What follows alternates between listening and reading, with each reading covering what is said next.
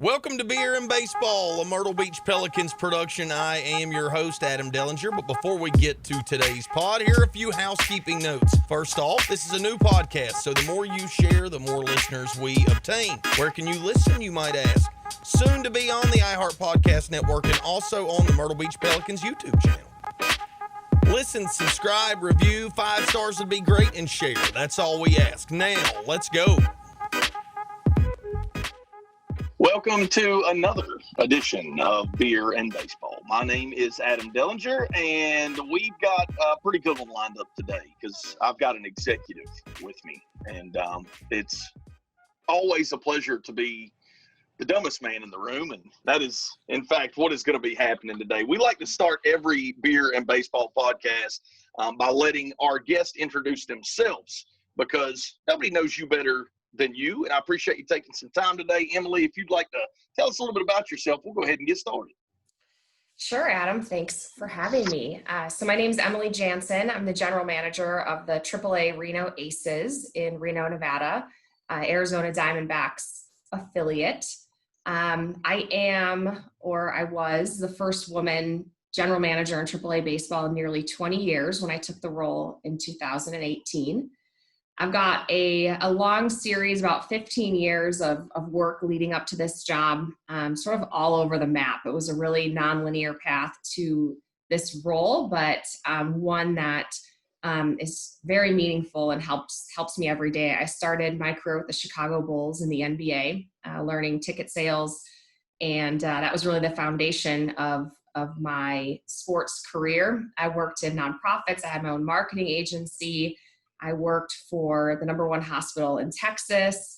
I helped put on a global event in Houston, done a lot of different things, and ultimately landed in Reno. And we love it here, love the Aces, and it's been a phenomenal ride over the last 2.5 years.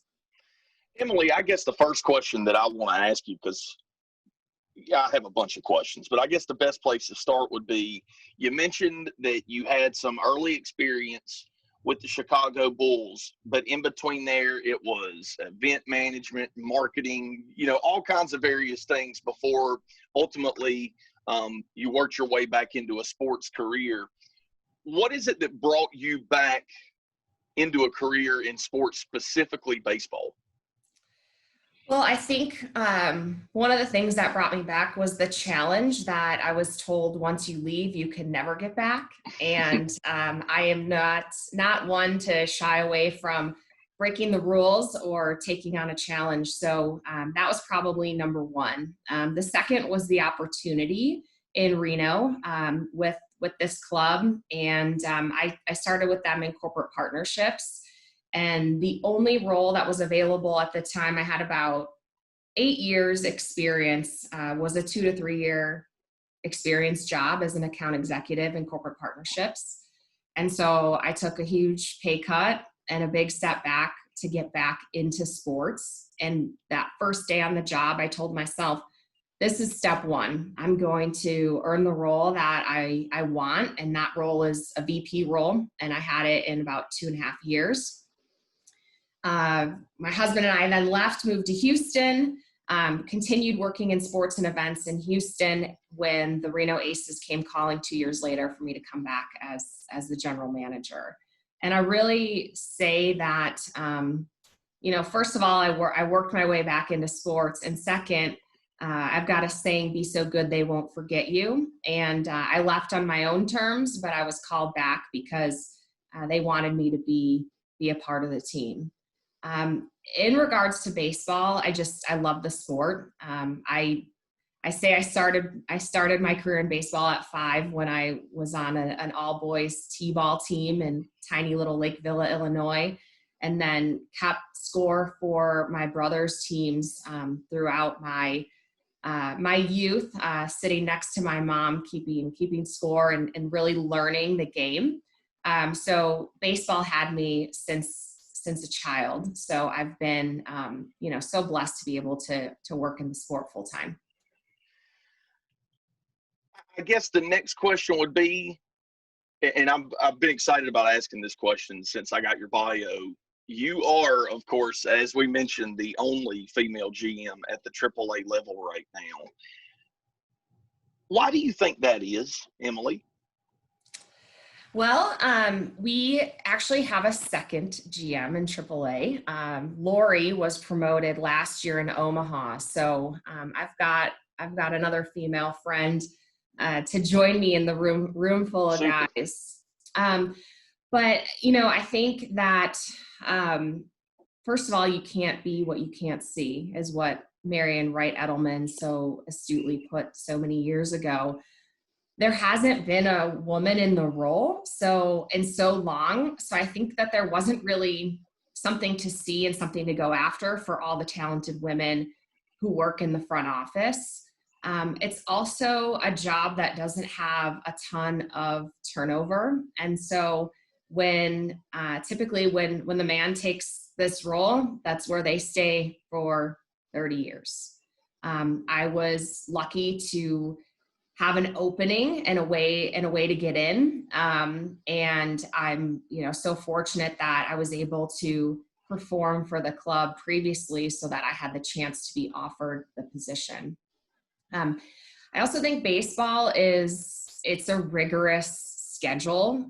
It's a very hard summer to balance all of the other things that you want to do in life. If you have got a family, this goes for men and for women. So you've got to find the right fit, the right balance. If you can find it, then you can be successful. And I think that's challenging for a lot of people. I'm definitely a person who doesn't stick with the norm. If all the ducks are walking in one direction, I'm asking why. Show me the data as to why that's the best direction to walk. What if we went this way? So I've been able to really challenge the traditional GM baseball experience in my role, and I think help lead my staff in a better direction of more production, less burnout.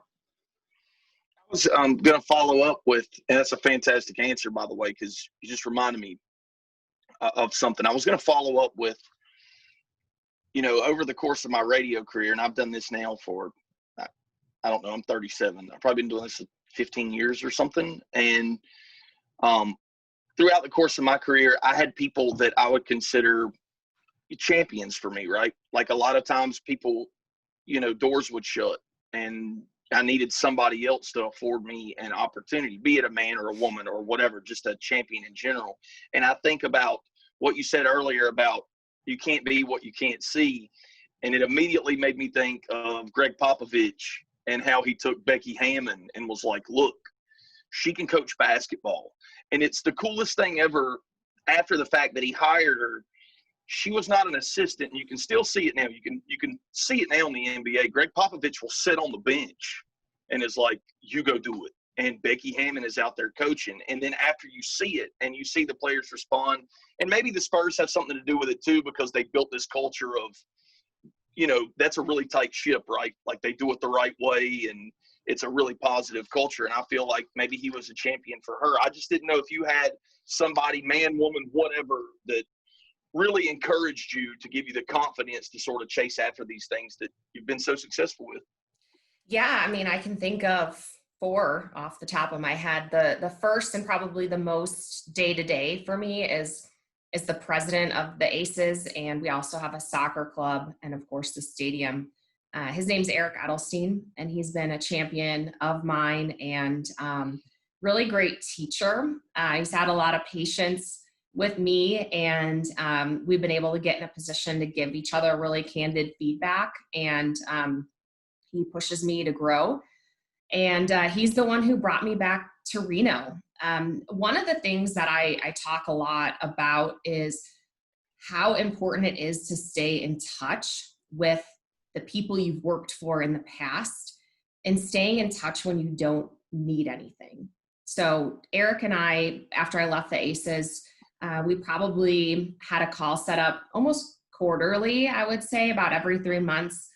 And we'd spend about 2 hours on the phone because I was working in sports and events in Houston. So I would talk to him about what I was doing, some of the best practices I uncovered, some ideas maybe for the Aces. He would fill me in on what they were doing. I would share some advice with him. And it wasn't about earning a role, or there was no self-indulgent promotion involved in these conversations. But what happened was I stayed in touch, and because of the conversations we had, I represented all that I was learning, all that I was doing, so that when the role became available, he knew I was the right person for it. Along the way, I've also had, I would say my boss at every place I've worked has been a champion of mine, and not just in the referral world, like, hey, I'm applying for a new job. Will you be a referral for me? But have supported me and championed me and encouraged me along the way. I would say originally it was Dave Dowd. He still works for the Chicago Bulls. He still shepherds in all of the ticket sales interns every year, gives them very robust sales training. I mean, we spend 3 weeks training before we ever pick up a phone. That is not the way that most businesses run these days. He's been incredible and continues to support me and all the other people that I worked with at the time. And then I had a nonprofit job in Chicago working for the Muscular Dystrophy Association. And the director that was there at the time was a young leader, but she showed me what it was to be passionate, and what it can do for your career if you're passionate about what you're involved in, and that going to work every day is a joy if you love and believe in what you do. And so she really helped set that up for me to chase really for the rest of my life. And then finally, I can't forget to mention Janice Burke. She's the CEO of the Harris County Houston Sports Authority in Houston, Texas. And she was the first person that I worked for when we moved to Texas.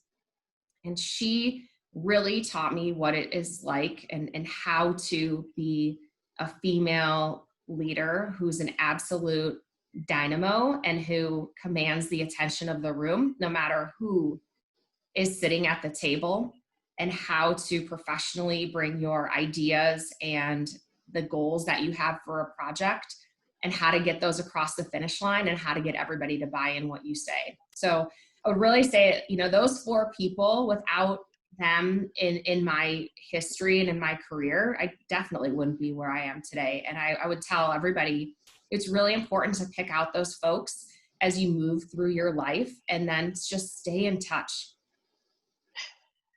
This is a 2-part question now, and again, it's a follow-up. It's going to come full circle, but you're involved with minor league baseball's lift program, and I don't even know what episode we're on right now. We've done a bunch. We've talked to a lot of folks from around minor league baseball. We mentioned the lift program, but we haven't really explained it, and I thought you might like to do that now.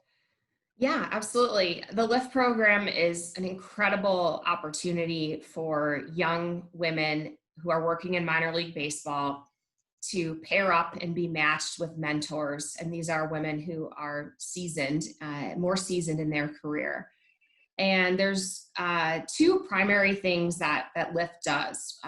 One is bi-monthly webinars that are peer-led. So the mentees or mentors lead these discussions, and that really, they're sharing best practices. We're having open dialogue. It's very structured, but the reason it's been so successful is because it's buy-in from the group. And the second thing is really that one-to-one mentoring. So what that's involved with is simply about a 1-hour phone call once a month, but over the course of a year. In my case, with one of the women I mentor, we're on year 2. She just sent me a birthday gift that is so thoughtful, and it builds this relationship, but in this trust, where if she has questions about her career or what to do, I'm a text or a phone call or an email away. And mentorship is, I think, invaluable, and it's also rare. there is no mentor tree that exists that you can just go and pick somebody and all of a sudden you have this incredible relationship. MiLB does a really good job of matching people up based on who they are, their goals, and what outcomes they want. So the better the match, the more likely it is to be successful. And it's we get together once a year if the team allows the travel. But other than that, it's really up to the individuals to make the time to have the phone calls and to attend the webinars. And I can tell you that those who show up for it, gain tremendous benefit. When you are acting as a mentor for some of these folks, do you ever catch yourself maybe passing on some of those things you just mentioned that you may have picked up from your champions in the past? Absolutely. I mean, I think the best advice is usually it's learned either from your personal failures or successes or what you've picked up from others. And I think one of the reasons I've been successful in my career is because I'm open to learning at all times from anybody. I learn from my mentee on every call because she's more candid with me than my own staff. And it's a really good window to look through into what the younger people on my staff might be thinking, feeling, I'll ask her, hey, I had this nameless, faceless situation come up, how do you perceive that? And so if I can look at these situations through her eyes, it gives me greater understanding to better manage the team. That's fantastic. I noticed that sometimes too. Like I'll be on the air and I'll say something or I'll design a segment or something and I'll think back and be like, man, I'm pretty sure that I watched somebody else from across the studio do this like 12 years ago or something. And you just sort of catch yourself hopefully reusing the good habits and recycling a lot of those things you picked up along the way. Now, with that said, something you mentioned back to the question about your champions, you mentioned you learned about being passionate, and that if you're passionate about what it is that you're doing, that you get this sustained amount of drive that you may not have without that passion to get up and come to work every day. Now, we're obviously in some odd times, and I didn't want to get into that and talk about your job specifically relating to that, but it can be really difficult right now, the monotony of the entire thing, and it feels like we're kind of stagnant right now.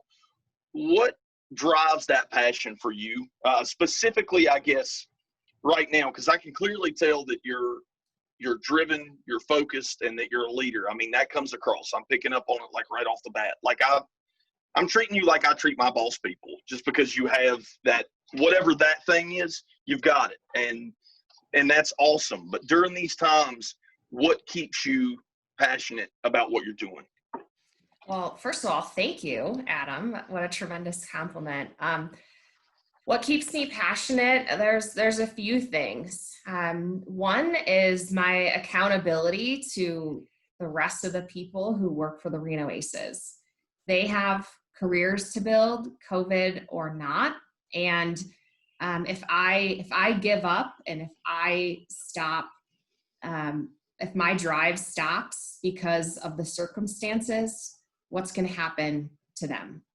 How are they going to feel? Are they going to quit? Are they going to quit on themselves, which would be the worst situation imaginable? They're young, they're passionate, they've got big dreams, and this situation threw a huge wrench in it for them. So that really drives me every day is showing up for the team. And the way that I do that is in Reno, we can't have any events. The max gathering capacity is 50 people. We can't have anybody at the ballpark. We're not producing events at this point in time. And the events is typically what gives us energy. So we've had to start to try to shift and recognize this really unfortunate, horrible time for so many people as what is the opportunity in it. And the opportunity is every year we play a 5.5-month baseball season. And then we have 6.5 months to finish up all the plans, sell all the things, plan everything that's going to transpire, and then do it all again. And what that doesn't leave a lot of time for is long-term business building and strategy. We'll get these bursts of energy in a regular cycle and consider some long-term plans or some things we want to implement, and you will have this big list, and maybe we get to one. So what's been the opportunity here is we've really been able to dust off these old projects and also uncover new opportunities and work on what we call battle plans and battle plan teams to really tackle these initiatives. A lot of them are tech-based and digital-based, and I'm so proud of the team on how far we have come. And it's really given everybody purpose in every day. When this first started, it was like imagining yourself waking up every morning and you're standing on the bow of the ship in this horrible storm, and you're just getting pelted by the rain and the sea spray, and you just react and you just do it day in and day out. And there's a point in time where you have to decide, like, all right, yes, I need to pay attention to the day to day, but I have to take my position behind the wheel and really start to drive this ship in the right direction. Where is our company headed in the long term, and how can we be the most prepared? And when we made that decision, that's when intention kicked in. And that's when our team really started to take foothold in how they could help us be better for the future. And I think for my staff, that really gives those individuals the keys to their future. Forever, we will be talking about 2020, and I guarantee that they will be asked, if they move on from their work with the Aces, what did you do in 2020? How did you contribute to the team? Or if you were unfortunately laid off or furloughed, what did you do to make yourself better and more prepared for the future? And my hope is that everyone who's worked for me with the Aces or has come into contact with me that I've been able to help mentor will have a really incredible answer for that, and that will unlock unreal possibility for them in their career. I'm going to use your same metaphor, and I'm going to steer this interview in maybe a different direction by asking some questions to help gain some personal insight. Because you said something right there that I thought was incredibly interesting. Like, part of your passion, because it was the initial question, had to do with helping prepare the next group of people and having to be focused as a leader, where you can't really maybe outwardly show some concern, right? Like, if there is concern, you want to remain even keel the entire time. Like, what are some tactics you might use if that weight becomes pretty heavy, like personally? Is there anything you could share about, like, how you deal with that, maybe away from the workplace? Because frankly, I'd like to know the answer. Yeah, sure. Exercise, honestly, is a huge outlet for me. If I can let it out in a great, class or run, or on the bike, like, that's my release. And then I feel better, the next day, or even immediately after. So that's super important to me. The other thing is what voices am I listening to? I am a huge podcast listener, consumer. I love podcasts. I started my own podcast during this time because we talked a lot about leadership, and I thought, how could I share this message of these incredible female leaders to more people and reach more people outside my building? So I started the Leadership is Female podcast.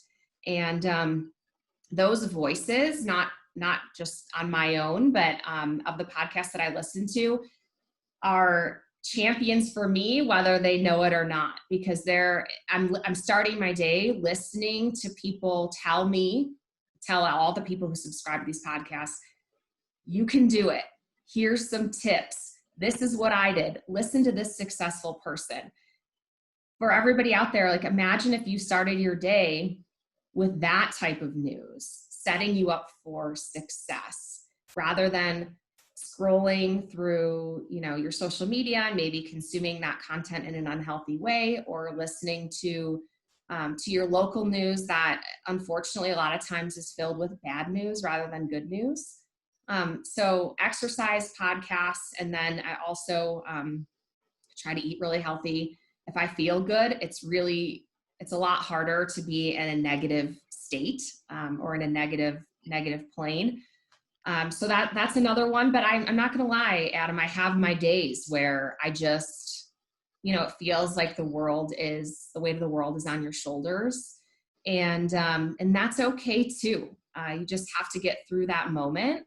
And it helps to know that we're not alone. I mean, the whole sports and events industry has been impacted in a way that I could have never have imagined or dreamed up a scenario of this nature. And knowing that you're not alone that's helpful to me, certainly. I would like to tell the folks in post-production to make sure we put a link to Emily's podcast right here below this one. You guys go listen to that. Yep, you can start your day getting inspired. I practice the same mantra on the radio show here, so I completely get it. Everything that comes out of the microphones on the show that I try to do, at least my goal is to inspire people and motivate people. And I sort of adhere to the same sort of philosophy that you do there. I did want to ask you, I'm in Myrtle Beach with the Pelicans, of course, and they have done drive-through COVID testing. They've done some benefit fundraisers throughout the course of this. Have you guys done anything specifically in Reno? I know you can't hold events, but how have you had to think outside the box? Maybe what are some I know you guys are dealing with some fires right now. I'm sure that's something you're talking about as well. Yeah. So we have done a number of different community things, and the community participation it looks so much different right now than what we would typically do. I mean, typically we support our community through tickets, experiences, mascot appearances, showing up for fundraisers, buying tables, welcoming people to the ballpark. And so we've had to really pivot, just like every other team. And the additional challenge is that we can't host events, but we have been able to host. We just wrapped up our third blood drive on the ballpark plaza yesterday, which was very successful, and such an honor to participate in that. And this one in particular was Battle of the Badges. So we worked with both Reno and our neighboring town Sparks, EMS, fire, police, and it's a blood drive held sort of in their honor. So it was particularly fitting this week when the wildfires have really kicked up in the area. Another thing that we did that I'm really proud of is we made masks out of old Reno Aces jerseys, and the people who stepped up to sew those masks were season ticket holders. Oh, wow. So that was so cool. And then we turned around and we asked our hospital partners, what do you need? Do you need these masks, or do you need financial support? And the answer was financial support. They needed meals. They needed cash for room nights for people who had families who didn't want to go home to those families after working their long shifts at the hospital. So we were able to cut and sew and sell masks to raise $10,000 for those healthcare funds to help out those frontline workers. And that was really special, because that was the definition of a grassroots effort. And that's fantastic too, because we've talked to promotions folks within minor league baseball. We talked to obviously several executives, and I just want to applaud all of you guys just across the board, because the community element with minor league baseball, we talk about that a lot on this podcast, and it cannot be understated, whether it's Florida or Virginia, Alabama, in your case, Nevada there. I mean, like, it's just across the board. You guys are giving back to the community that support you guys so much. I just really think that's something to be applauded. Thank you. Yeah, we try. It's certainly been a little more challenging these days when you can't show up in your mascot suit, but we found a way, and that's what we want to do, is continue to serve as much as possible. Emily, this podcast went in a different direction than any other podcast I've ever done before. A lot of times we cut up and we make lots of jokes about beer and we talk a whole bunch about baseball. But like I said early on, I got the feeling that I would be able to learn something from this podcast if I paid attention and just had a conversation. And you certainly completed what I was going for there. So I feel really inspired right now. So just to lighten it up a little bit before we leave, I am going to have you in this one the same way I've ended the last several. You mentioned social media, scrolling through, taking in that content maybe in a harmful or at least not a positive way. But I'm sure there are some podcasts or there's some social folks that you follow that are uplifting and help get you going in the right direction. Thought you might want to drop some of your follows. Yeah, sure. And then you have to ask me about beer, though, after this. So this can't You've got it. You've got it. It can't be the last question. So a really great podcast is School of Greatness with Lewis Howes. So mark that one down. He's also very inspirational on social media. Brian Berger has done sports business radio podcasts for years, and that was the OG of podcasts that got me started listening. And he does a lot of really great interviews with executives in sport. And so particular for these listeners, I think that's great. I listen to a lot of baseball content too. So, take your pick based on your favorite teams. But podcasts is a great download of what's happening in the baseball world or around your team.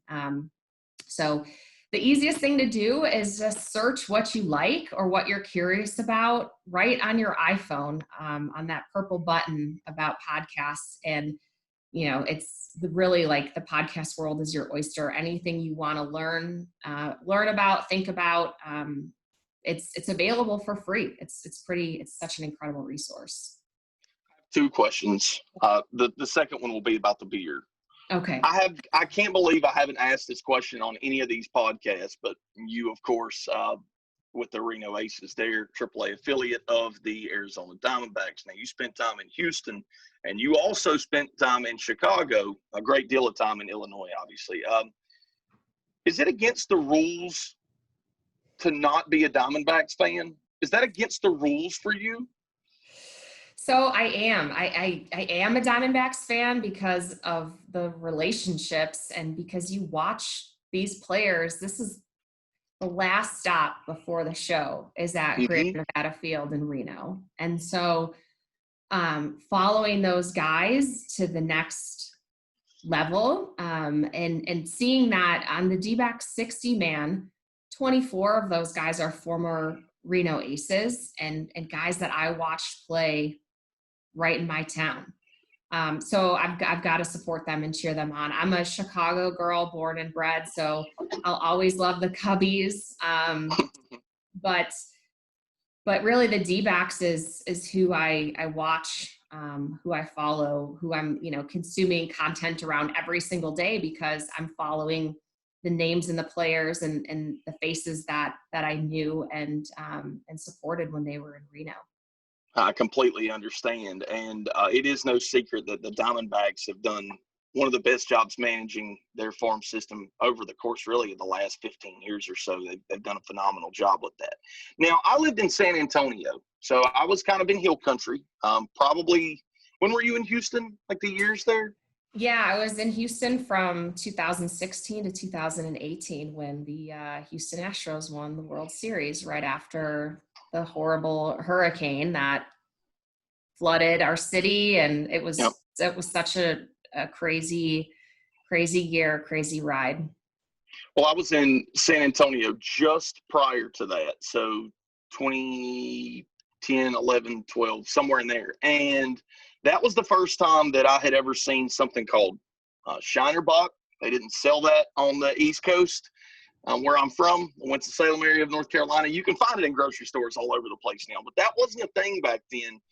You have moved a great deal, Midwest, Texas, and now Nevada. You've had your samples of many different beer varieties. What is your favorite, Emily? Okay, so I got to tell a little story. I'm sorry if we're running long, but I have been literally a beer girl since I was very young. I mean, sorry, Dad, but I was 3 years old getting a beer out of the refrigerator for my dad when I was, a toddler. He would say, his nickname for me is MZ. So he would say, MZ, quick like a bunny, go grab me a beer, literally every day.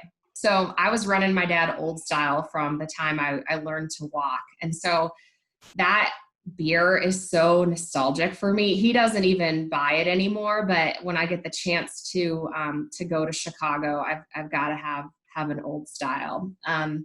Shinerbach in Texas is dynamite. I also love Karbach Brewery. I was a big fan of them in Houston. And then now that I'm out here on the West Coast, I mean, the breweries are innumerable. But one of my favorites is Hop Valley. They are out of Oregon, but they're a great partner of our local distributor here, New West Distributing.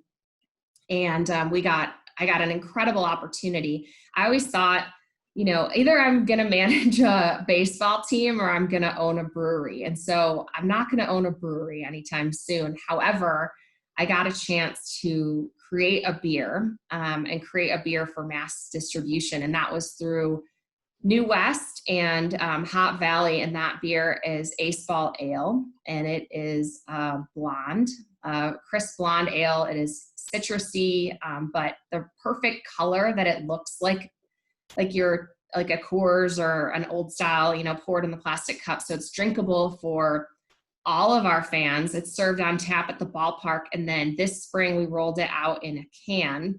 The can is one of the cooler designs I've ever seen. It's a 16 ounce. It's in the Reno Aces colorway with the baseball stitching and our logo. And it's available at every grocery store in town. So it's been a dream come true. I tell them that and they laugh at me like, Emily, it's just a beer. I'm like, yeah, but this is a dream. This is awesome. Listen, so sold really well. I'd love to get you some. See if we can. That's what I was going to say. I don't know the legalities about shipping alcohol. I am of age, but I would love to be the champion for the beer that you designed in Reno, Emily. Yes, it will not disappoint. It's so good. It doesn't sound like it. And you did not disappoint either. What a fantastic podcast. And I took away a lot from that, especially, I don't know, I just feel like you get out of bed every day and you're ready to go and super positive. And that's infectious. And that's something to be proud of. Emily, thank you so much for joining us on Beer and Baseball today. Thank you. My pleasure. Absolutely. Emily's podcast will be linked below. Remember to subscribe, hit the like button, give us 5 stars because, well, we're worth it, man. Why not? It's Beer and Baseball. Thanks again. For more Beer and Baseball, subscribe to our podcast and the Myrtle Beach Pelicans YouTube channel. You can also follow the Myrtle Beach Pelicans on Twitter, Instagram, Facebook, and TikTok. Until next time, cheers.